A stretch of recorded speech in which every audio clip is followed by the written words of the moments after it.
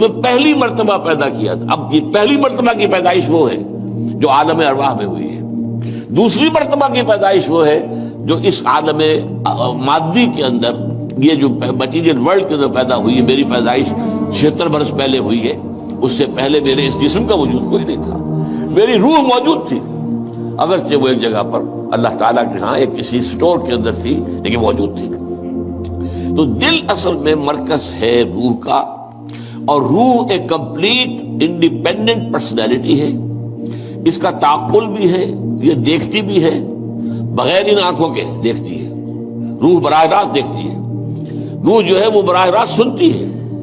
اور آج ہمارے ہاں ڈاکٹر صاحب بھی اس کی تائید کریں گے، جو ایکسٹرا سینسری پرسیپشن کا تصور آیا وہ کہاں سے آیا؟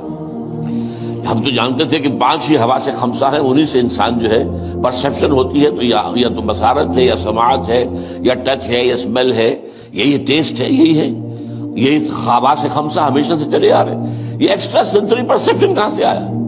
تو معلوم ہوا کہ اب تسلیم کیا جا رہا ہے کہ کچھ ہیں صحیح چینلز دوسرے بھی جو انویزیبل چینلز ہیں، اور ان کا تعلق جو ہے وہ دل کے ساتھ ہے، اور دل جو ہے وہ در حقیقت وہ ہے مقام روح کا۔ تو یہ روح اور جسم یا حیوان مل کر انسان بنتے ہیں۔